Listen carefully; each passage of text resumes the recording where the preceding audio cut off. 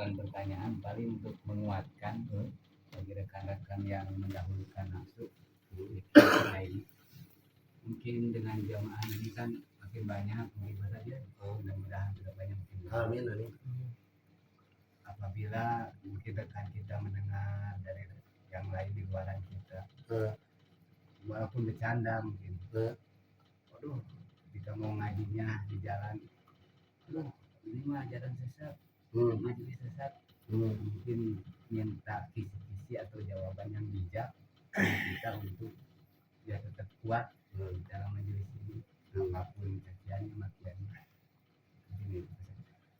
Jadi ada bahasa kalam ulama, kalam sahabat, kalau nggak salah, al-haqqu bila nidham, suatu kebenaran yang tidak terstruktur bakal kalah dengan kesalahan yang terstruktur, tersistem.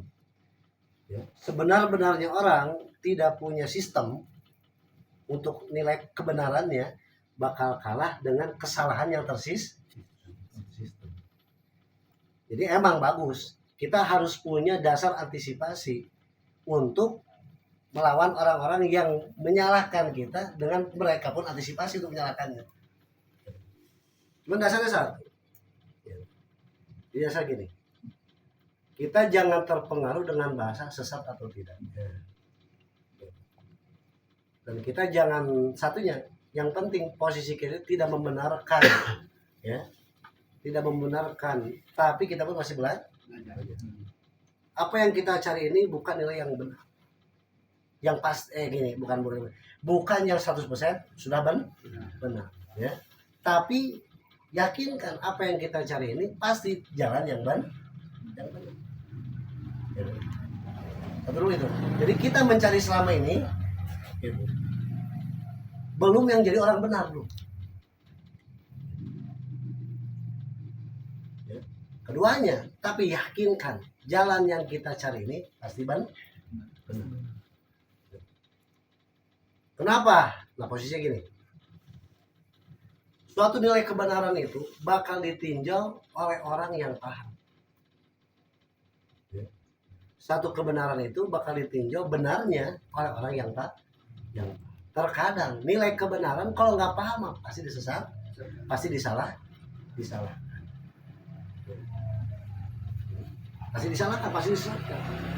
Nah, posisi selama ini kita ngaji, kalau apapun yang dituangkan itu bersumber dari sumber yang tidak kemana-mana, bukan kata saya, bukan kata Pak Ustadz, Pak Kiai, bukan kata Allah kasar, tapi yang dituangkan nih kata agama, nih kata Qurannya, ya, itu nih kata agamanya. Insya Allah jalan itu tidak akan kemana-mana.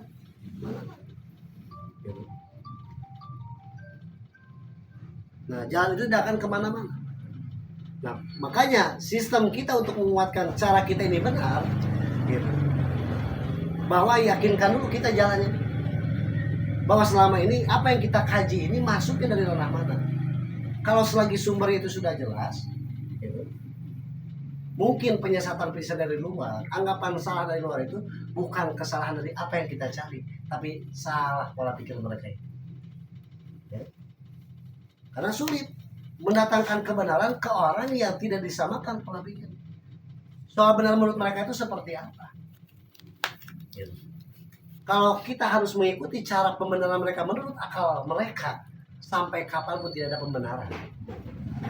Makanya sistem kita untuk membenarkan apa yang kita kaji, tanyakan dulu, menurutmu benar menurut itu seperti apa? Contoh, kalau kata mereka yang ngajinya bersumber dari Quran dan hadis,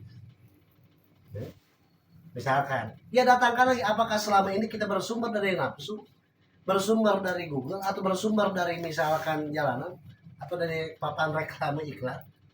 Ya kan, Ti? Nah, terus yang kedua, nah, pemahamanmu soal benarnya dari sumber itu sampai mana? Orang yang ingin menetapkan bahwa kita itu, kalau kita posisi salah, salahnya di mana, benarnya di mana, dan pemahaman mereka soal Quran itu sampai mana? Sampai mana dia paham? Jangan sampai apa yang kita layangkan, apa yang kita ungkapkan itu belum ada satu frekuensi yang sama soal pembenaran mereka sumber dan soal kita yang mengambil dari sumber. Itu sulit.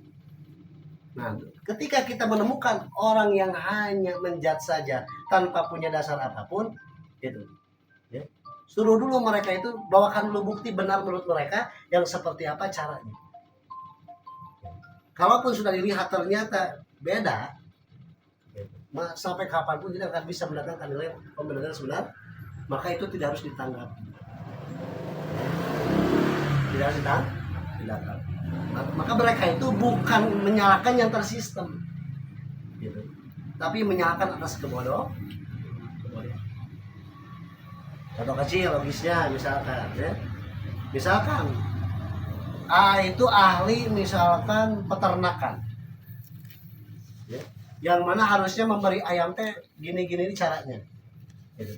Tapi tiba-tiba ada orang lain yang berbeda, maka kan harus sudah punya modal.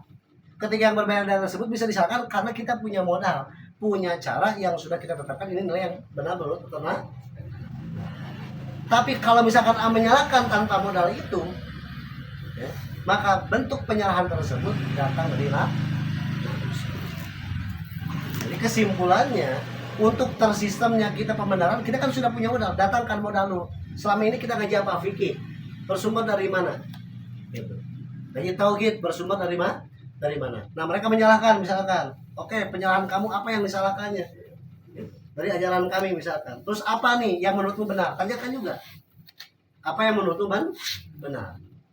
Gini cara kami ngaji, menurutmu yang benar seperti apa? Kalau mereka ya menurut saya mah, gitu kan? Belum jelas nih. Nah, berarti itu datang dari nafsu. Ya.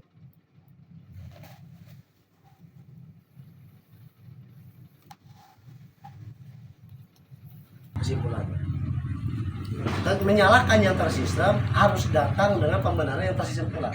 Tapi bentuk menyalahkan yang tanpa sistem jangan capek-capek untuk menjawabnya, karena itu datang dari nafsu.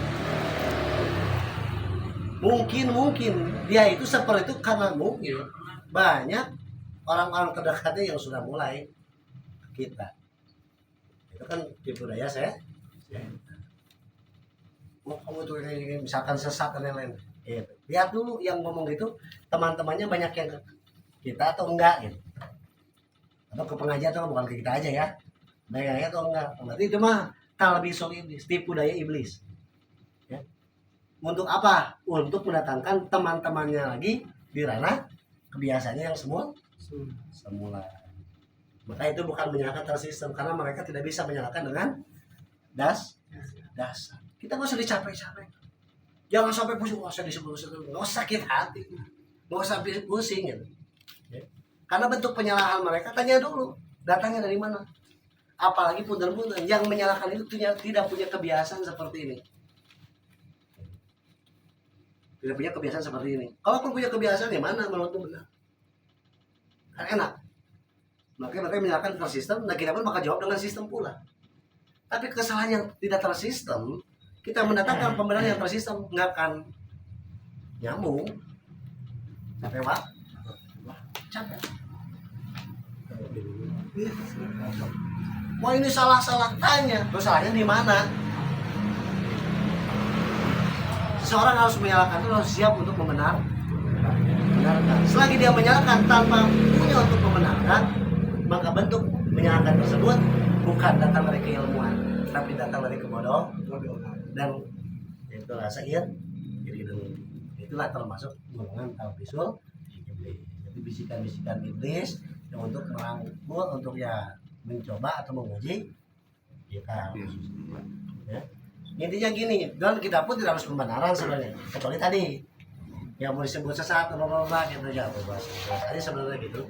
Tapi kalau yang langsung nunjuk ke kita langsung, nah, datangkan dulu mana sampai mana dia itu menyalahkan itu. Apa bukti konkret yang benar benar. Kalau pun tidak bisa mendatangkan bahasanya, nah itu awas, datang dari nafsu.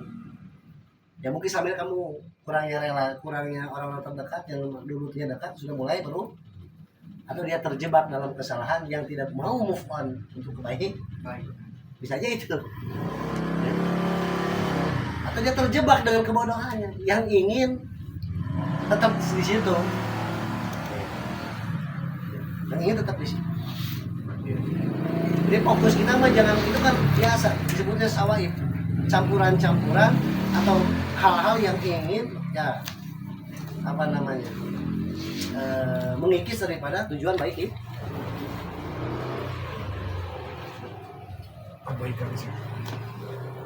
Jadi kesimpulannya gitu. Kalau dia itu menyalahkan, tidak ada sistem, tidak punya urutan apa bentuk yang benar menurut mereka, jangan digubris. Tapi kalau punya ini sok bongkok, apa yang salah? Kita nggak bisa ngebahasnya nih, nggak bisa nih, nggak apa-apa. Tulis oleh kita bahannya, ntar kita diskusikan di tiap malam kamu. Ya.